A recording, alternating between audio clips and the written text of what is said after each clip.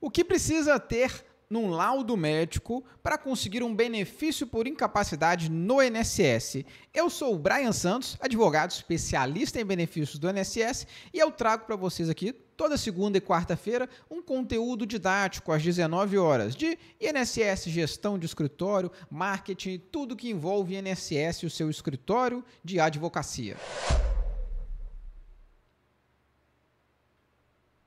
No vídeo de hoje, nós vamos falar aqui sobre algo muito importante, um laudo médico perfeito para ser apresentado ao INSS ou para ser apresentado também no processo judicial, tá? Tanto um quanto o outro. Deixa eu compartilhar minha tela com vocês aqui. Então, beleza. Aqui a gente já consegue ver.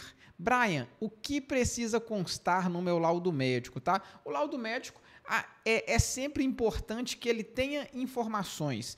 E aqui, quando a gente fala de benefício por incapacidade, a gente sempre fala do benefício por incapacidade, seja auxílio-doença ou aposentadoria por invalidez, tá? Os requisitos são os mesmos, tá? Como que a gente precisa? 7 critérios aqui. Depois vocês podem acompanhar tudo que vai estar no laudo ali, beleza? Logo embaixo aqui eu trouxe um modelo para vocês. O que é essencial constar no laudo médico? Informações detalhadas sobre a situação atual. Às vezes o laudo conta um monte de coisa, mas não fala sobre a situação atual. Fala ali, ó, o paciente encontra-se em tratamento há 7 anos comigo. Beleza, mas e aí? E hoje? Como que ele está hoje? Ele está bom, ele está ruim, está com condições ou sem condições? Então, é importante que ele demonstre o que já foi realizado, está aqui no item 2, tá? A descrição do que já tiver sido realizado, mas principalmente a condição da saúde atual, tá? E às vezes aqui, esse é um dos pontos que deixa passar, viu? Deixa a desejar, porque ele não apresenta a informação clara da situação atual. Um laudo bom também, ele vai apresentar a avaliação das limitações físicas e mentais, tá? Por quê? Ele não consegue fazer isso. Não consegue? Por quê? Ele está com problema ortopédico, beleza. Qual que é a consequência disso? Não consegue fazer isso ou não consegue fazer aquilo, tá? Então, é importante que o laudo apresente essas informações sobre limitação, tá? Para o exercício de atividade profissional. O impacto dessa doença ou da lesão, como ela afeta a vida e o trabalho. O trabalhador teve um dedo amputado. O que isso vai atrapalhar para ele? Não sei qual atividade que ele exerce. É porteiro? É pedreiro? É engenheiro? É advogado? Tá? Então, tudo isso deve constar o impacto que isso vai causar e vocês verem que praticamente um item está ligado no outro, tá? Aqui é importante também sobre a profissiografia, tá? Qual que é a natureza da profissão? Quais são as exigências físicas e mentais da ocupação realizada? Ele exerce atividade aqui como pedreiro, atividade braçal, pesada, exige esforço físico. Então, isso deve ser considerado no laudo médico, tá? Apresentando as informações. Brian, mas aí o médico não quer colocar, mas você pediu? Se apresentou um elemento do que precisa constar, essa é a principal convicção que tem que ter, tá? Porque pensa o seguinte, o perito ou perita do INSS vai avaliar um documento e ele nunca viu a pessoa ali na frente dele. Ele vai se basear muito na documentação que é apresentada. Então, não basta só ter uma documentação apresentada em ordem, ter uma documentação bem apresentada, é necessário que essa documentação apresente elementos, tá? Que apresente elementos claros para o reconhecimento dessa função, beleza? E aí, tem incapacidade, mas essa incapacidade, ela possibilita o exercício da reabilitação em outra profissão, de acordo com a idade, grau de escolaridade e condição de saúde atual? Aqui a gente está falando sobre perícia do ponto de vista socioeconômico, né? Biopsicossocial. A gente não vai avaliar apenas a perspectiva física, a gente vai avaliar a condição psicológica, a condição de idade, de escolaridade e a condição de saúde num plano geral, beleza? Então, esse é o critério biopsicossocial, que ele vai avaliar a questão da incapacidade como um todo e o que ele pode realizar. Então, como seria isso, Brian? Seria, ele não pode exercer mais atividades braçais, não consegue mais exercer atividade por permanecendo muito tempo em pé, não consegue erguer mais de 2 quilos. Então, olha como que é um laudo preciso. O laudo apresentando essas informações todas importantes. O último aqui, do 7º item, é a indicação do período de afastamento, tá? Um tempo estimado.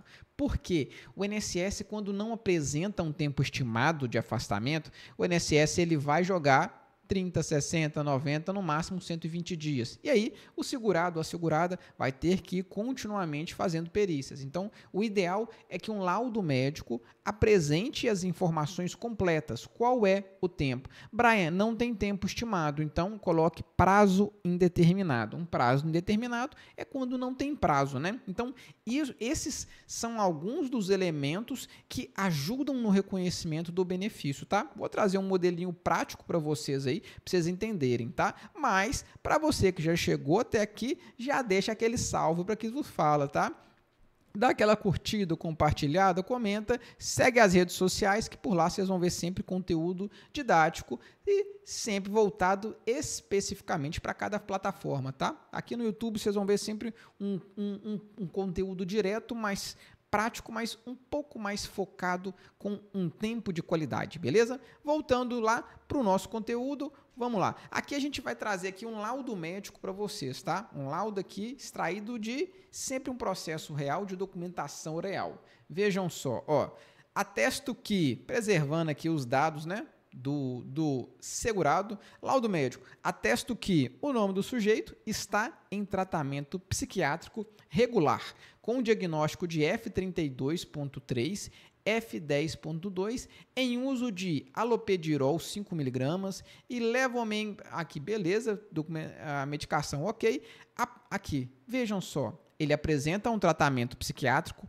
regular. Regular significa que ele está lá realizando isso durante um tempo, né? Isso é regular. E isso aqui está perfeito, ó, trazendo a identificação do CID e a identificação da medicação que ele faz uso. Ó.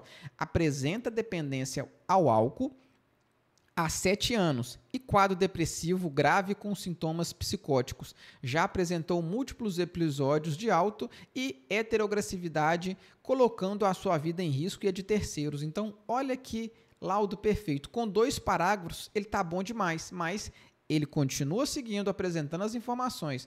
O paciente esteve internado nesta clínica no período de aqui e aqui, 2 períodos de internação, em regime particular. Por conta de dificuldade financeira, os familiares se viram obrigados a solicitar sua alta antes da melhora completa.